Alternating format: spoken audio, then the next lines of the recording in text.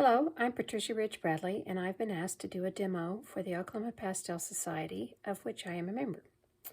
I work in 3 mediums: pencil and charcoal, soft pastels, and oils, and I paint and draw portraits, landscapes, and still life. We live in northeast Oklahoma and have a log cabin in northern New Mexico. Today, I'm demonstrating a portrait in soft pastel on sanded paper in my studio at the cabin. I'll be painting Charlie Proctor, who owns a large ranch in southern Colorado and still works on the land and keeps his property even in his advanced age. He allowed me to photograph him standing on the land he's lived on for over 70 years. I'll show you around my mountain studio before we get started. This is the view from my window.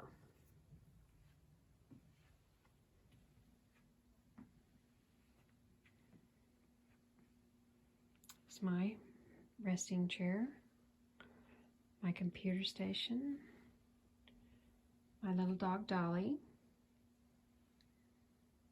my 8-foot drafting table that I bought in the 80s when I was a graphic designer, when we did everything by hand, my pastels. I use a French easel up here because it's portable. I can bring it back and forth. And here are the other sets. I bring them up in wooden carry cases where they stay all the time, but they fold up and they're very easily transportable. Moving along, this is the spare bedroom. And then I am actually in a loft here. So this is the downstairs where we live. Okay. So this is a photograph of Charlie Proctor that I'll be drawing or painting.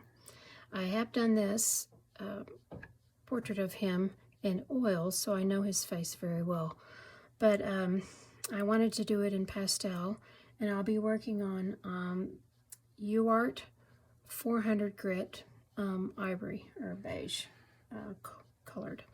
Now this grid I've drawn is on a piece of white paper, because and this is what the UArt looks like. It's a slightly yellow, it's a yellower paper, but I did the whole video of this step vertically, so now I'm having to redo it to be horizontal.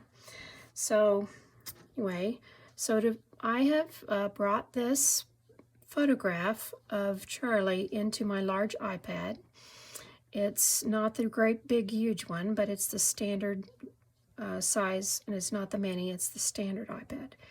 And so I brought the photograph in, and then I've brought the photograph itself into a piece of software called Art Studio Pro. And so then when you bring it into the software, it has these grids along the side here. So I've selected the brush tool, and I can take my finger and drag marks off of the ruler grid to make a grid that's useful to me. Now it comes in, it already is set up in increments. I'm not even sure what this is, but it doesn't matter to me if it's inches or picas or centimeters or whatever. I just want squares over this. So this grid makes 1, 2, 3, 4, 5, 6, 7 3/4 squares, units across the image. So now I want my paper is 12 inches. So it's 12 inches, as you can see here, 12 inches. So in order to find out what the proportion is, I use what is called a graphic design proportion dial. This is an old-fashioned tool that we used to use in graphic design when we did everything by hand. And we would have to blow things up and down, and this is just a wonderful handy-dandy tool. And I have a couple of these, which I just love. So now I'm going to show you it has 2 different dials here, and then one of these on top of everything else, and it's got this rivet in the middle. So what we do is we say the original size, so we want to put this marker on 7 3/4. And then we move the upper dial over the reproduction size to be 12 inches. So that means then you look at this big arrow here, and where does it point? It points to 155% of original size. So we're going to blow it up on here to 155%. Well, that means that if I turn this around now and I say, okay, how much? I have determined that it is 1 9/16.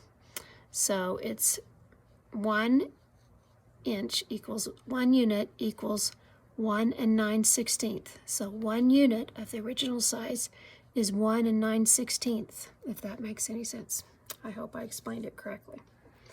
So now I have got this.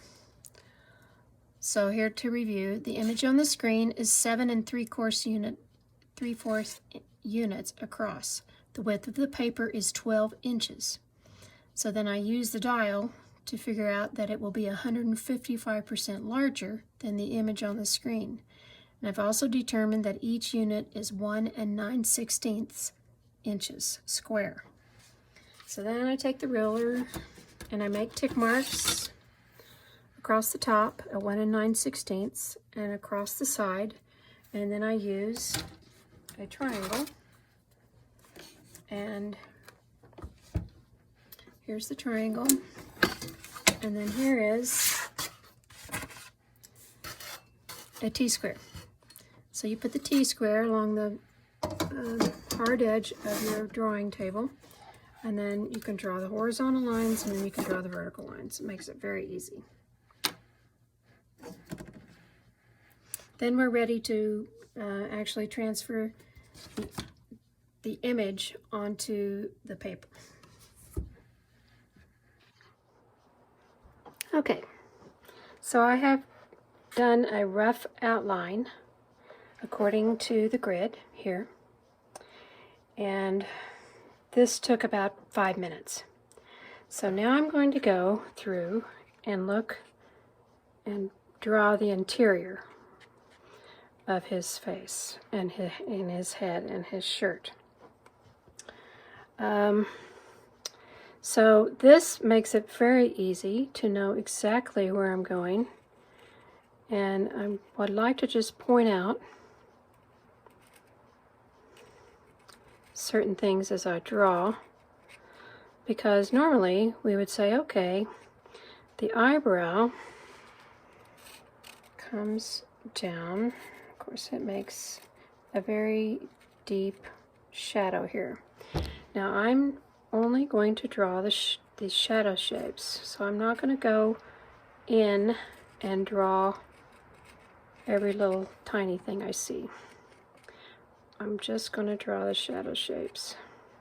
But I'm using this grid to know where I am. So this is the start of his eyelid, which is right here. So I'm going to come in here, kind of draw that, that's a light shape. And then this becomes the whole shadow shape to the bridge of his nose and down. So this, the whole thing here, let's see, let me get, I've gotten lost here. So it goes here and around the side of his eyelid. So I'm going to just kind of color that in since I made a couple extra strokes, so I know what I'm doing here. I said before, can't make too many layers on here, but I can go and block out the big shadow shapes. Now here, he has a really striking, important wrinkle. So I'm going to include that as a shadow shape here. Pretty much this whole thing here, because it goes right straight through this square, which is this square, and down. Like I said before, I have painted this portrait in oils, so I know his face really, really well. So then we come back, and this shadow shape is now the most important thing to define his nose. So I'm going to try and find this right here, which is very important to find his nostril and how far down it goes. Now I'm just going to go to the top of this shadow, and you'll see once I get all the shadow shapes defined that it's going to look just like him. Now this includes this is going to come up over his mustache.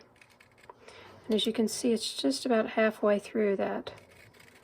So this helps me. I'm going to just kind of fill that in. This is just a sepia toned pastel pencil.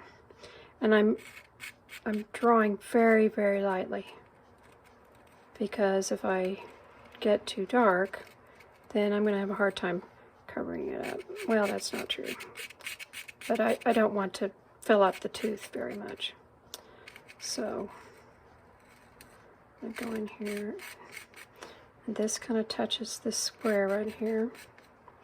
And then this is the other important shadow shape of his face. I'm going to go fix this here in a minute. But while I'm here, I'm going to draw his lips, which peek out from under his rather large mustache. I see that maybe this makes more of a shape like that. And then it comes in. And this makes an angle diagonally about right there.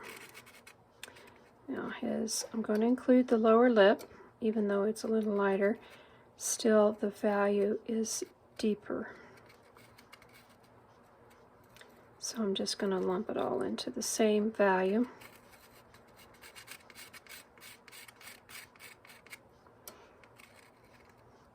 And then I'm going to just kind of gently define this beautiful curve of his beard. So then this then becomes a new shape. Let's go back up here and revisit this. So this shape actually goes down further on the bridge of his nose like this.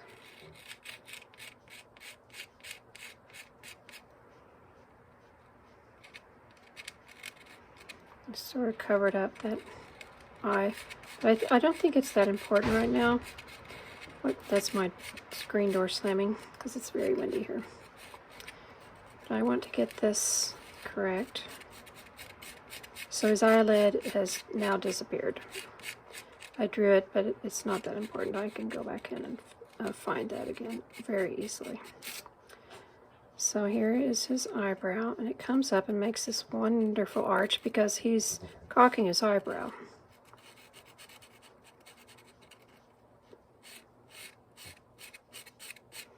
I'm going to go ahead pretty much just fill in that whole thing as a shadow shape. So here I am. I'm going to draw this down to about there.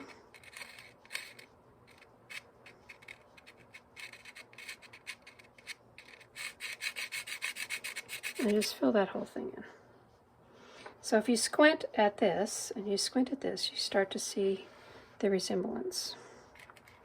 So he has some more very pronounced wrinkles here that all kind of go together. His face is so ruddy that this whole thing under this orbital bone that goes around his eye, and so that's closest to the sun, so it picks up the most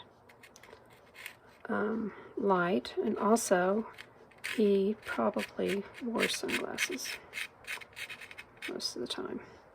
So this little part in here is pretty light. I'm going to go ahead and try to remember that here and fill that in. So what I'm going to try and fill in is this angle here, more or less.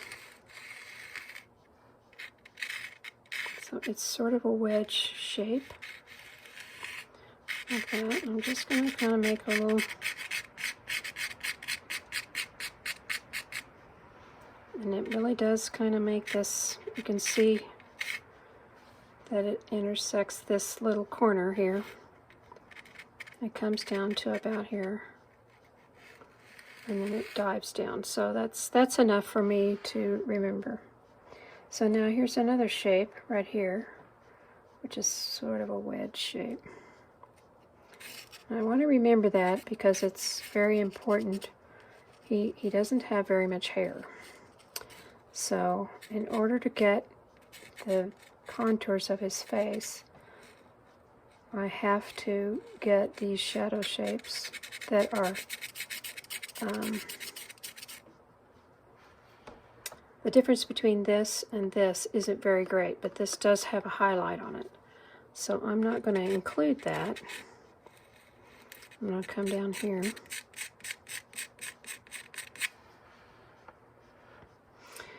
And do that. So now I'm going to use this pie shape, or try and draw it, put that in. So it goes up to about here,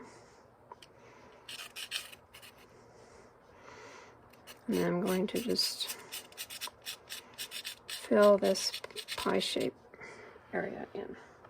Okay, so that's looking pretty good. So now at the bottom of his beard is a shape that looks like this.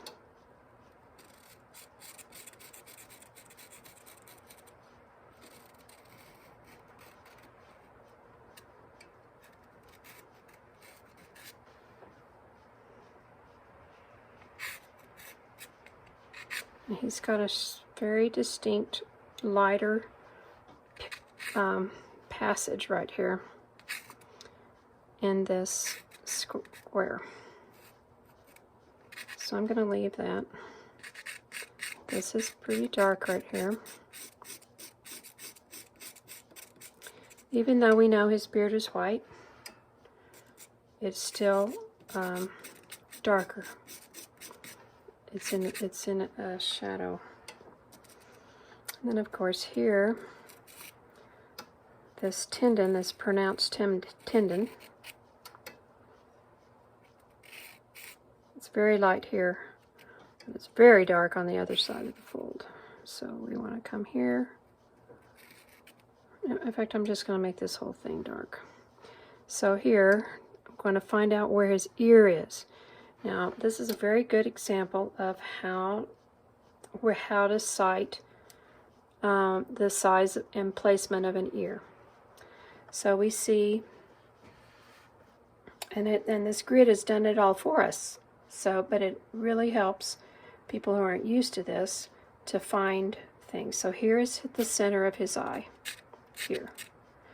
So we have 1, 2, 3 squares over to find almost the edge of his ear. So it's in this square. It comes in and it comes down and goes down right here. It barely touches this square here.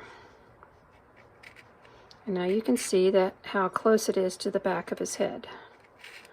And this reference, this grid, is very, very handy. Now, I'm going to look at the negative shape here. So I'm looking at this shape inside this square. So if I come down here and I look, and his lobe comes about right there. So this is going to come down. I'm not going to get very particular about the shape here because we're going to come in and add a lot of pastel here in a little while. this whole thing down to about here is in shadow. I'm just going to color that in. So I'm going to make the reference here. This darkened part is about here, so this is correct, and that this part, the very darkest part, starts about right there, about a third up. I'm not going to get very particular about the shape of the ear, but this is important stuff here. So then we want to come up here and draw this big shape, shadow shape.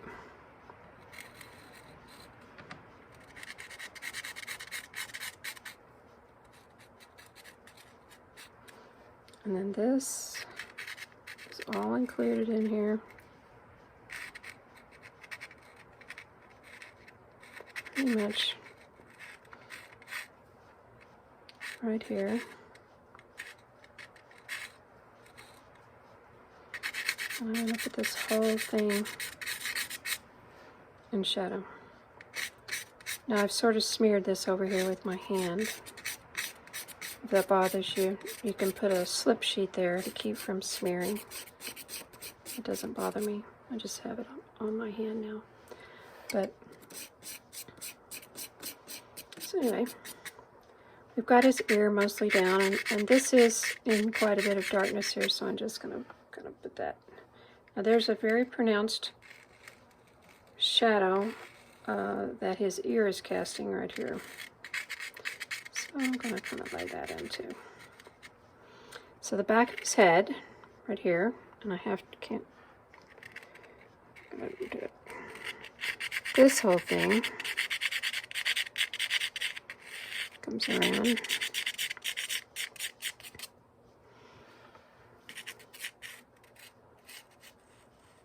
And here's his hairline. I'm just going to kind of draw this, because he sweeps his hair back behind his ear, what little he has. But I'm going to make a note of his hairline here so I don't lose it, because it just barely touches this square here. It comes back and has this thing right here. I got that. That's a mistake. So now I'm going to just lightly shade this whole thing in to give me sort of a mid-tone. And try to shade in some of this because I'm squinting the entire time I'm doing this.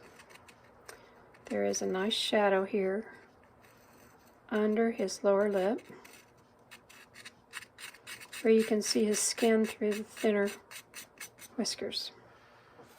Okay, so now we address the shirt. And this is light, but it's still dark.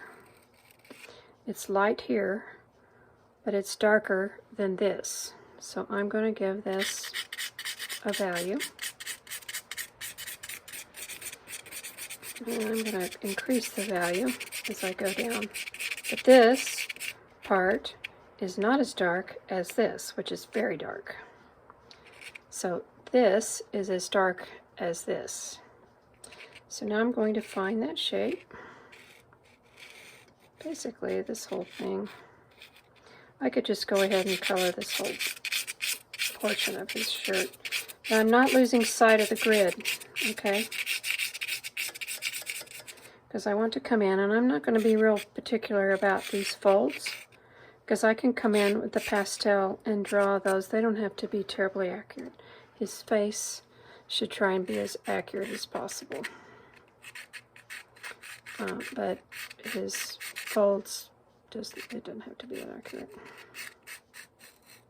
Try and get some of this back in here that I smeared. There's sideburns that I forgot here. So we want to put that in.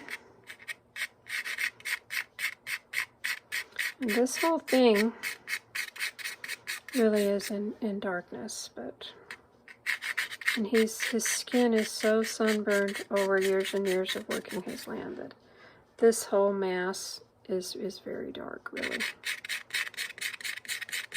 Just going to kind of cross hash this whole thing in. But then I know this kind of disappeared with when I did the smearing thing. Okay, so now I'm going to mark the horizon. Put in a value.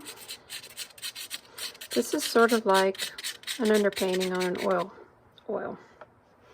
You're finding the lights and darks and mediums, the midtones. Now, even though the mountains are dark, this is the atmospheric perspective, so that when it goes back into the distance, it gets lighter. So I have to move this out of the way.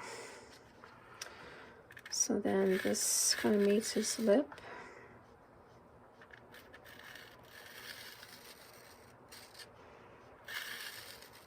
And one thing about horizons, you really don't want it to divide the paper in 2 equal parts. So this is longer, a deeper measurement than this. So we've got the horizon up here instead of dead in the center. Now I'm going to, well, I may or may not keep this. This is a driveway, and I kind of like it because it gives an interesting shape here. It breaks it up. So I'm going to go ahead and draw it in. But I'm not going to do much about it here because I may try this. I may try the whole thing green, and if I don't like it, I may come in with a lighter color and make this lighter here. Probably not that light, but anyway. So then this is the sky, which does have a value.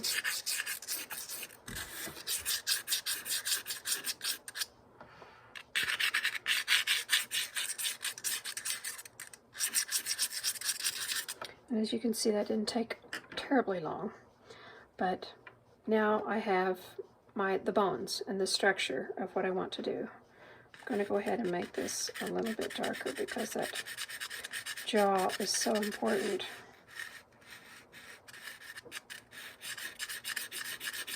But when I squint at it, this just isn't dark enough here. So see how that looks better.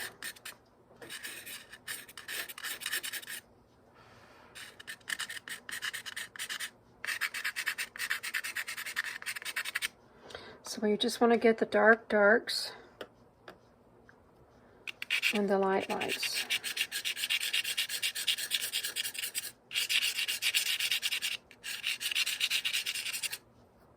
So that's enough for now.